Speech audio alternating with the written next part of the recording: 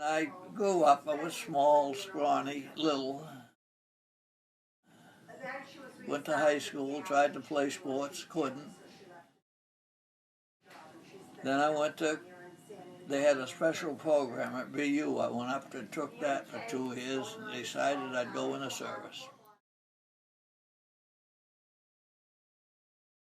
I went down to the Squantum.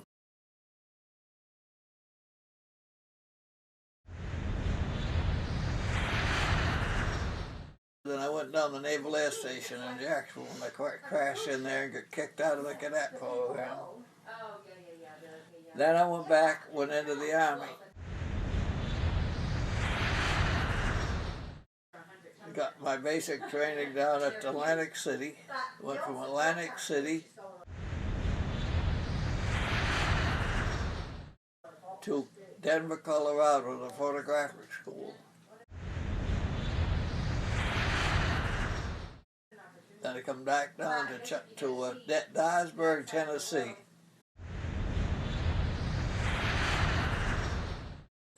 No work there for it. Come down to Charleston, South Carolina. Got mixed up with a surveyor. Gave us a job. We surveyed around the old airport in Charleston. Then I come down to Venice, Florida. And then nothing there. All of a sudden I was on a Pullman car to go to San Francisco. I didn't know where I was going. Got in San Francisco, we got on the USS Lowline, Queen of the Metzon fleet. Went to Australia. Went into Brisbane, spent 9 days there. Then from Brisbane, I went up to on a Navy LST to Port Moresby, New Guinea. Right in the middle of World War II in 1943.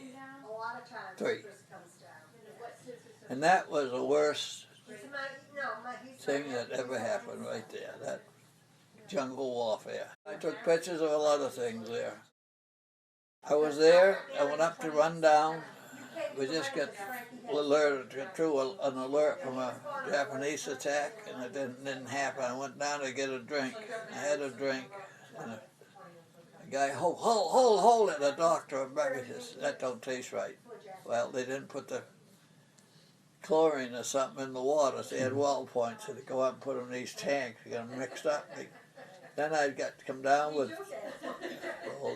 bulimic dysentery. I had malaria, dengue fever, bulimic dysentery, jungle rot, and something else all at once there.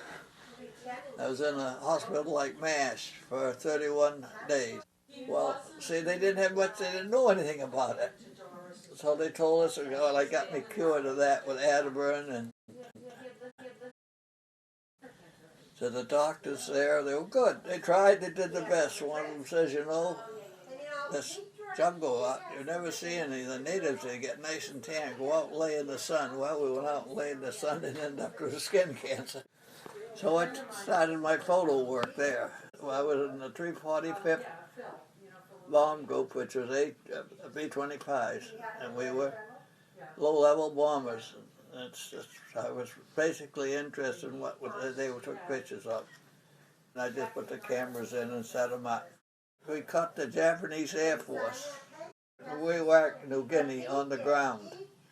We got 101 airplanes. They say that changed the whole complex of war there in the islands. Then they went over to Rabaul in New Britain, which is an island across the way. And there was ships that were in there. You could take pictures of our planes flying around the ships. They got that and come back. Then we got alerted. I got sent to an A-20 outfit. And the 1st Marine Division had been down to New Zealand after Guadalcanal. They got sent up to go in to New Britain. Cape Gloucester was the name of the place, to take it, for the Japs couldn't shoot. transports, MacArthur's transports going up. So it took a lot of pictures. We were set to give the 1st Marines close air support and photo intelligence. But we got through there, we were up in the Philippines. Well, MacArthur said he was going to return to Leyte. He went into Leyte and I went in 5 days later. For the Navy, then we done a lot of work up there, all kinds. And that was hard to get them. Well, one thing, they'd had no food. So we had food, but so we were feeding the little people. So commander, he said, "Don't do that. You can't. You got enough to eat." We caught him one day. You know, you had to say no to those little bright hours there. They're so hungry. So we got through that. I was sitting in Clark Field one day, and this Army mate, colonel, and a sergeant come in. They're looking for photographers. They saw a photo sign. They said, "We can borrow you a photographer. We got to liberate a prison camp. We want pictures. We can't get a signal corps." Sure, okay, take Tony. He's free. I don't want to go. Come on. We went down. Well, they estimated there'd be 400 to 450 American GIs in the camp. Well, they were about 410. So they took the camp, and I took pictures of that. They never fired a shot. So I said, that's all over with. 2 weeks later, who comes up? The same colonel, the same. He said, "We want to borrow our good luck charm." I don't want to go. Well, if my boss said, "Look, so you're going." I went down to San Matos University in Manila. It was civilians, attorneys, men, women, Dutch, Australians, Americans, anything that was over there. That was tough. There were a little over 2,000 of them in there. Oh, you see women that haven't had a bath for 4 years. It wasn't a very good smelling problem. Or anything. Hungry, oh, terrible. We weren't supposed to give them anything. And we all had chocolate bars, in our rations. We gave them some, and the woman all wanted to hug us. Oh, we did, but didn't like it. And I met there was a Dutchman there, a little beard. He was so thrilled. He says, "Here, take my name. If you ever go to Holland, my family's rich. Show him this." And they gave me, I said, "I'll never go to Holland." I went right to the hometown when I was in Germany. So we got down through there and the war got over. We were told by the commander of the MacArthur's air commander that we couldn't go home. We had the point system. We knew too much, and he needed our experience over there till the war was over. And he says, "The minute's war over, I'll guarantee you. First shipment right out." I said, "That's bullshit." So one day they woke me up. They says, "All over you, going down the middle like you're going home. No clothes, dirty clothes, and everything. Can't help it, you gotta go. The truck's waiting for the two of you." We went on a Navy transport. They cleaned all our clothes up and landed in Long Beach. How long to give us a khaki uniform to go across country and put 26 of us in a C-47.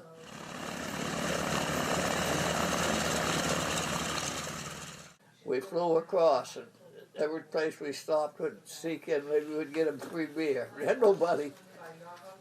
Went into Stockton, Texas.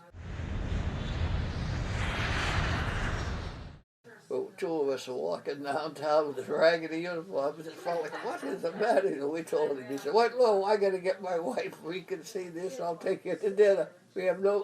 Don't worry." So we got his wife, and she saw her. She cried. He took us to the Stockman's Club. Very good. I said, "Well, this is a waste of money for us. We got two of us." He said, "Anything you want." Oh, we couldn't eat much. So we went there and went up to a little air base up near Fort Devens. landed there because they said, we'll go home. 20 days, we can't handle you. So we got no money. Down the taxi going into Boston. He says, I'm going in there. Come on, I'll give you a word. That's where we want to go to the North Station. Got old uniforms on, and I walk in. There's a Bob Klein, a tailor from Rockport. I went up. I knew it well. Bob, oh, what are you doing? I said, well, I'm just back from the Philippines. I'd like to know if I could borrow a $5 bill if I get my home and get a cup of coffee. Come here. You and your friend, I'm going to buy you breakfast. He bought us breakfast, but the others on the, she bought us tickets to read to Rockport and the other kid to Portsmouth. Nice. I don't want your goddamn money back, but I want that uniform in my office, my tailor shop tomorrow morning. Let someone at home. I called home somehow. I could collect call. I'd be in, didn't know when. Get in about 9:30, 10 o'clock, walked the station up to Warren Court. The first thing that came down was the old hound dog growling at me. I spoke and he kissed me. That's how I got home.